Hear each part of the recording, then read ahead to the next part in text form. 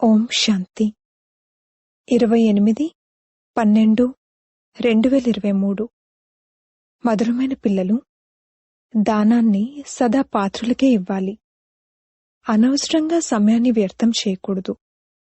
వినే సమయంలో వినేవారి వృత్తి ఎటువైపుకు వెళ్తుంది అని ప్రతి ఒక్కరి నాడిని గమనించండి.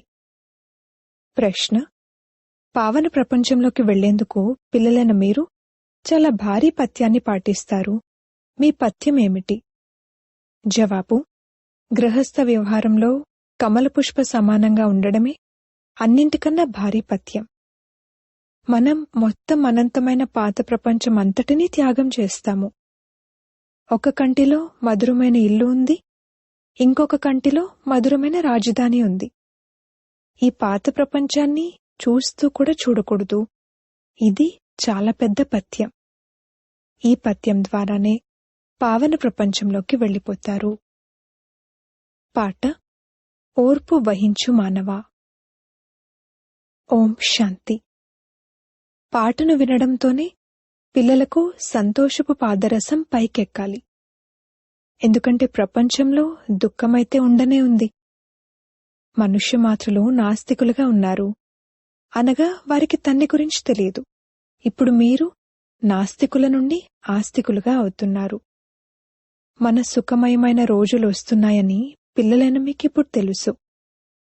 మీరు ఎక్కడికి వెళ్ళినా కాని మొట్టమొదట మనం మనల్ని బ్రహ్మ కుమారులుగా ఎందుకు పిలిపించుకుంటాము అని మీరు మీ పరిచయాన్ని ఇవ్వండి.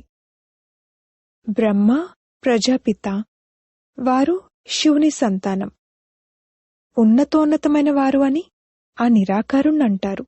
బ్రహ్మ విష్ణు శంకర్లు వారి పిల్లలు. విష్ణువును మరియు శంకరుణ్ణి ఎప్పుడూ ప్రజాపిత అనరు. ప్రజాపిత బ్రహ్మ ఇక్కడున్నారు. చూడండి, ఈ పాయింట్ను మంచి రీతిలో ధారణ చేయండి. లక్ష్మీనారాయణలను రాధాకృష్ణులను ప్రజాపిత అనరు.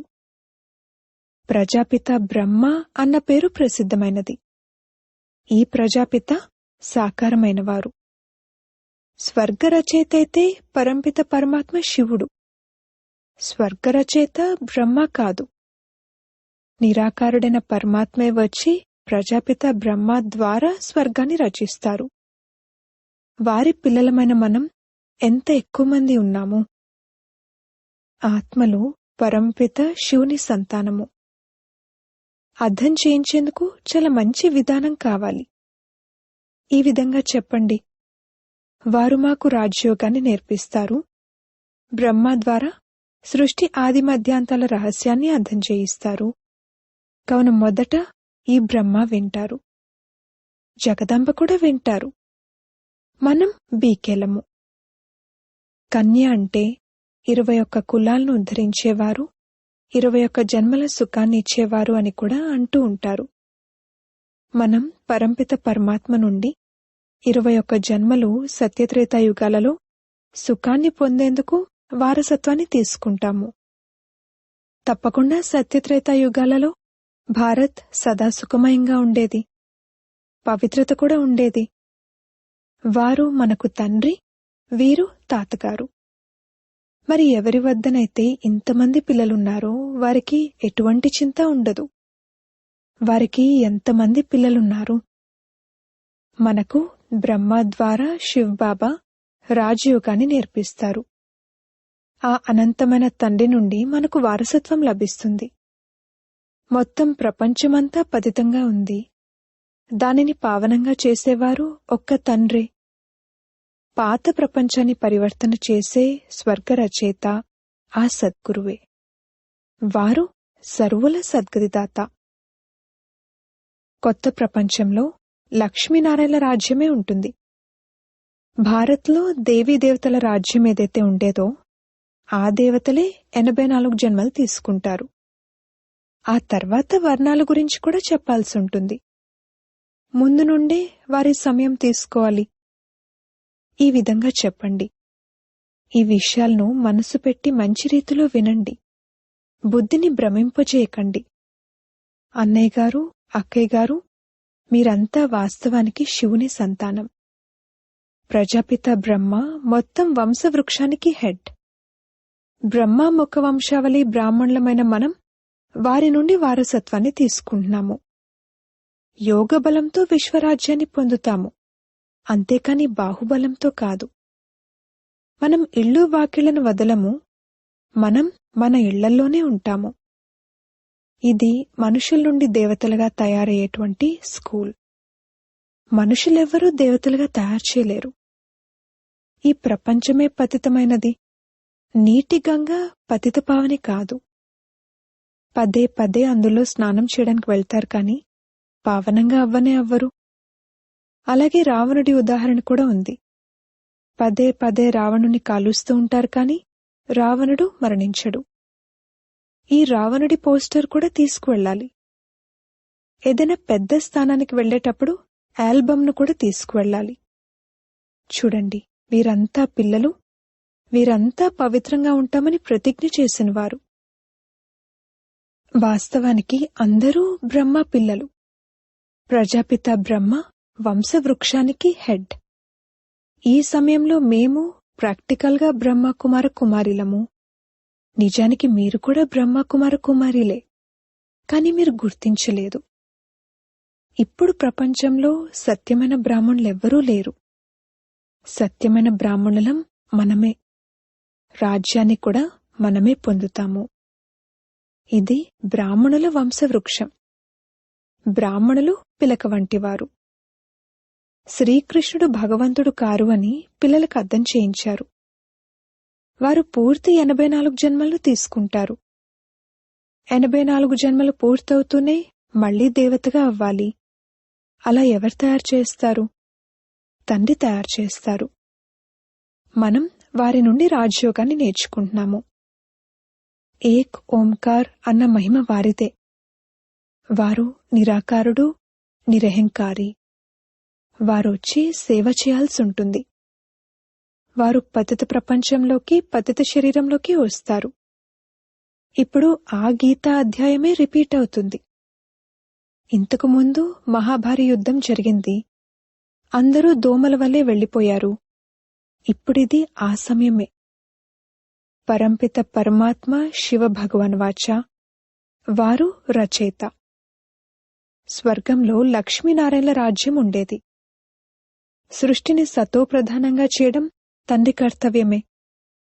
మనం వారిని బాబా బాబా అని అంటాము. వారు తప్పకుండా వస్తారు. శివరాత్రి కూడా ఉంది. దీని అర్థాన్ని కూడా తెలియచేయాలి. పాయింట్లు నోట్ చేసుకుని ధారణ చేయాలి. పాయింట్లు బుద్ధిలో ఉండాలి. కన్యల బుద్ధి బావుంటుంది. కుమారీలకు కాళ్ళు కడుగుతారు. ఆ మాటకొస్తే కుమారులు మరియు కుమారీలు ఇరువురూ పవిత్రమైన వారే. కాని కుమారి పేరు ఎందుకు మహిమ చేయబడుతుంది? ఎందుకంటే కన్య అంటే 21 కులాలను ఉద్ధరించేవారు అని ఇప్పుడు మీకేదైతే పేరుందో మీ ఆ గౌరవం కొనసాగుతూ వచ్చింది. మనం భారత్కు ఆత్మిక సేవ చేస్తాము. మన గురువు, సహాయకుడు పరంపిత పరమాత్మ శివుడు.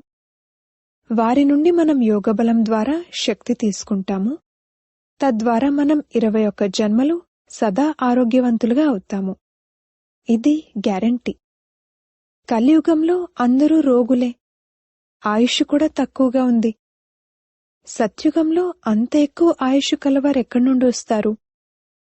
ఈ రాజయోగం ద్వారా అంతటి దీర్ఘాయువు కలవారిగా అవుతారు. అక్కడ అకాల మరణాలు సంభవించవు. ఒక శరీరాన్ని వదిలి మరొకటి తీసుకోవడం జరుగుతుంది. ఇది పాత శరీరం. శివ్ బాబా స్మృతిలో ఉంటూ ఈ దేహ సహితంగా దేహపు సర్వ సంబంధాలను మర్చిపోవాలి. బుద్ధి ద్వారా మనం అనంతమైన త్యాగం చేస్తాము. ఇది మన బుద్ధియోగం యొక్క ఆత్మిక యాత్ర. ఆ దైహిక యాత్రలను మనుషులు నేర్పిస్తారు. బుద్ధి యాత్రను నేర్పించేవారు తండ్రి తప్పింకెవ్వరూ లేరు. ఈ రాజయోగాన్ని నేర్చుకునేవారే స్వర్గంలోకి వస్తారు. ఇప్పుడు మళ్లీ అంటు కట్టబడుతుంది. మనమందరం ఆ తండ్రికి పిల్లలం. పిల్లలైన మనకు శివ్ బాబా నుండి వారసత్వం లభిస్తుంది. ఈ దాదా కూడా శివబాబా నుండి వారసత్వాన్ని తీసుకుంటారు. మీరు కూడా అనంతమైన తండ్రి నుండి వారసత్వాన్ని తీసుకోండి. ఇది పెద్ద హాస్పిటల్. మనం 21 జన్మల వరకు ఇక ఎప్పుడూ రోగులుగా అవ్వం. మనం భారత్కు సత్యమైన సేవను చేస్తున్నాము. అందుకే శివశక్తి సైన్యమన్న గాయనం ఉంది. ఇప్పుడు తండ్రి అంటారు, స్మృతి ద్వారా మీ వికర్మలు వినాశనం చేసుకున్నట్లయితే ఆత్మ శుద్ధంగా అవుతుంది. మరియు జ్ఞానాన్ని ధారణ చేసినట్లయితే మీరు చక్రవర్తి రాజులుగా అవుతారు. మనం పవిత్రంగా అయినట్లయితే లక్ష్మిని లేక నారాయణుణ్ణి వరిస్తాము. సర్వగుణ సంపన్నులుగా సంపూర్ణ నిర్వికారులుగా ఇక్కడే తయారవ్వకపోతే లక్ష్మీనారాయణలను ఎలా వరిస్తారు? అందుకే లక్ష్మీనారాయణలను వరించేందుకు యోగ్యులుగా అయ్యారా అని స్వయాన్ని అద్దంలో చూసుకోండి అని చెప్పడం జరుగుతుంది. పూర్తి నష్టోమోహులుగా అవ్వకపోతే లక్ష్మిని వరించలేరు. అప్పుడిక ప్రజల్లోకి వెళ్ళిపోతారు. శివబాబా కూడా పరంధామం నుండి రావాల్సి ఉంటుంది. తప్పకుండా పతిత ప్రపంచంలోకి వస్తేనే కదా పావనంగా తయారు చేసి తీసుకువెళ్తారు. ఇక్కడ మనం ఎంతో పథ్యాన్ని కూడా పాటిస్తాము.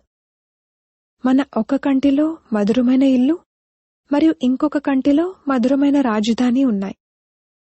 మనం మొత్తం ప్రపంచమంతటినీ త్యాగం చేస్తాము. ఇంట్లో గృహస్థంలో ఉంటూ కమల పుష్ప సమానంగా పవిత్రంగా ఉంటాము.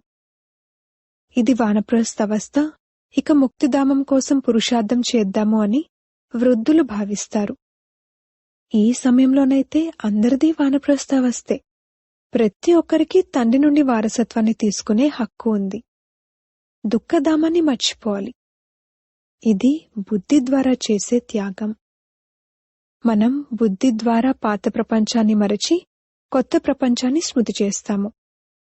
అప్పుడు అంతమతిని బట్టి గతి ఏర్పడుతుంది. ఇది అన్నింటికన్నా పెద్ద గాడ్ ఫాదర్లీ యూనివర్సిటీ.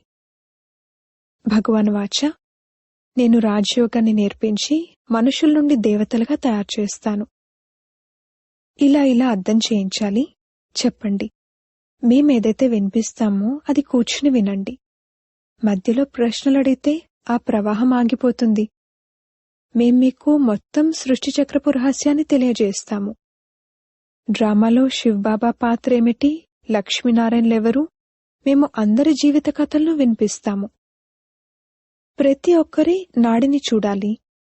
సరిగ్గా వింటున్నారా? వెర్రివారి వలె కూర్చోలేదు కదా, ఇటు అటు చూడడం లేదు కదా అని ఆ సమయంలో వారి వృత్తి ఎలా ఉంది అనేది గమనించాలి. ఎవరెవరు ఎదురుగా వింటూ సంతోషంలో ఊగుతున్నారు అని ఇక్కడ బాబా కూడా చూస్తారు. ఇది జ్ఞాన డాన్స్. ఆ స్కూళ్ళైతే చిన్నగా ఉంటాయి కావున అక్కడ టీచర్లు మంచి రీతిలో గమనించి నంబర్ వారుగా కూర్చోబెట్టగలరు. ఇక్కడైతే ఎంతో మంది ఉన్నారు, నంబర్ వారుగా కూర్చోబెట్టలేరు. కావున గమనించాల్సి ఉంటుంది. ఎవరి బుద్ధి ఎటు పరిగెత్తడం లేదు కదా. చిరునవ్వుతో ఉన్నారా? సంతోషపు పాదరసం పైకెక్కుతుందా? అటెన్షన్తో వింటున్నారా? దానం సదా పాత్రులకే ఇవ్వాలి. అనవసరంగా సమయాన్ని వ్యర్థం చేసుకోకూడదు. నాడిని చూసే వివేకం కూడా కావాలి. మనుషులైతే భయపడతారు. అందులోనూ విశేషంగా సింధీలు బీకేలేమైనా గారడీ చేసేస్తారేమో అని అనుకుంటారు. అందుకే అసలు ఎదురుగా చూడనే చూడరు. బ్రాహ్మణులైన మీరే త్రికాలదర్శులుగా అవుతారని శివబాబా అర్థం చేయిస్తారు. ఆ తర్వాత వర్ణాల రహస్యాన్ని కూడా అర్థం చేసుకోవాలి. హంసో యొక్క అర్థాన్ని కూడా అర్థం చేయించాలి. ఆత్మనైన నేనే పరమాత్మ అని అనడం తప్పు. బ్రహ్మతత్వాన్ని నమ్మేవారు కూడా కొందరున్నారు. వారు అహం బ్రహ్మస్మి అని అంటారు. మాయ అంటే పంచవికారాలే. మనము బ్రహ్మతత్వాన్ని నమ్ముతాము. బ్రహ్మం అనేది మహాతత్వము. అది మన నివాస స్థానము. ఏ విధంగా హిందూస్థాన్లో నివసించేవారు తమ ధర్మాన్ని హిందూ ధర్మం అంటారు, అలాగే వారు కూడా బ్రహ్మతత్వం విషయంలో నేనే బ్రహ్మమును అని అంటారు. తండ్రి మహిమ వేరు. సర్వగుణ సంపన్నులు 16 కళల సంపూర్ణులు ఈ మహిమ దేవతల్ది. ఆత్మ శరీరంతో పాటు ఉన్నప్పుడే దానికి మహిమ ఉంటుంది. ఆత్మే పతితంగా మరియు పావనంగా అవుతుంది. ఆత్మను నిర్లేపి అనలేరు. ఇంత చిన్నని ఆత్మలో 84 జన్మల పాత్ర ఉంది. మరి ఆత్మను నిర్లేపి అని ఎలా అంటారు? ఇప్పుడు బాబా శాంతిని స్థాపన చేస్తారు. మరి పిల్లలైన మీరు బాబాకు ఏ ప్రైజ్ ఇస్తారు? వారు మీకు 21 జన్మల స్వర్గ రాజధాని అనే ప్రైజ్ ఇస్తారు. మీరు బాబాకేమిస్తారు? తండ్రికి ఎవరెంత ప్రైజ్ ఇస్తారో అంతే మళ్లీ తండ్రి నుండి తీసుకుంటారు కూడా. మొట్టమొదట ప్రైజ్ ఇతనిచ్చారు. శివ్బాబా అయితే దాత. రాజులెప్పుడూ తమ చేతులతో ఈ విధంగా తీసుకోరు. వారిని అన్నదాత అంటారు. మనుషులను దాత అని అనలేరు. మీరు సన్యాసులు మొదలైన వారికి ఇచ్చినా కాని దాని ప్రతిఫలమైతే ఎంతైనా దాతైన శివ్బాబా ఇస్తారు. అంతా ఈశ్వరుడే ఇచ్చారు, ఈశ్వరుడే తీసుకుంటారు అని అంటారు. మరి ఎవరైనా మరణించినప్పుడు ఎందుకేడుస్తారు? వాస్తవానికి వారు తీసుకోరు కూడా, అలాగే ఇవ్వరు కూడా. జన్మ అనేది లౌకిక తల్లిదండ్రులు ఇస్తారు. కావున ఎవరైనా మరణిస్తే వారికే దుఃఖం కలుగుతుంది. ఒకవేళ ఈశ్వరుడే ఇచ్చి వారే తీసుకుంటే దుఃఖం ఎందుకు కలుగుతుంది? బాబా అంటారు, నేనైతే సుఖ దుఃఖాలకు అతీతుడను. ఈ దాదా తమదంతా ఇచ్చారు, అందుకే ఫుల్ ప్రైజ్ను కూడా తీసుకుంటున్నారు. కన్యల వద్దనైతే ఏమీ లేదు. ఒకవేళ వారికి తల్లిదండ్రులు ఇస్తే అప్పుడు వారు శివబాబాకి ఇవ్వచ్చు. మమ్మ కూడా పేదవారు, కాని ఎంత వేగంగా ముందుకు వెళ్లారో చూడండి. తనువు మనసు ధనంతో సేవ చేస్తున్నారు. మనం శాంతిధామం మీదుగా సుఖధామంలోకి వెళ్తామని మీకు తెలుసు. ఎప్పటి వరకైతే మనం తండ్రి వద్దకు వెళ్లమో అప్పటి వరకు అత్తవారింటికి ఎలా వెళ్లగలము? పుట్టింట్లో కూర్చున్నారు, మొదట తండ్రి వద్దకు వెళ్తారు, ఆ తర్వాత అత్తవారింటికి వస్తారు. ఇది శోకవాటిక, సత్యుగం అశోకవాటిక. అచ్చా, మధురాతి మధురమైన సిక్కిలదే పిల్లలకు మాతా పితా బాప్దాదాల ప్రియస్మృతులు మరియు గుడ్ మార్నింగ్. ఆత్మిక పిల్లలకు ఆత్మిక తండ్రి నమస్తే. ధారణ కొరకు ముఖ్య సారము. మొదటి పాయింట్, ఈ వానప్రస్థ అవస్థలో మధురమైన ఇంటిని మరియు మధురమైన రాజధానిని స్మృతి చేయడం తప్ప బుద్ధి ద్వారా మిగిలిన వాటన్నింటినీ మర్చిపోవాలి. పూర్తి నష్టోమోహులుగా అవ్వాలి. రెండవ పాయింట్, బుద్ధియోగం ద్వారా అనంతమైన త్యాగం చేసి ఆత్మిక యాత్రను చేయాలి. శ్రీమతంపై పవిత్రంగా అయి భారత్ యొక్క సత్యమైన సేవను చేయాలి.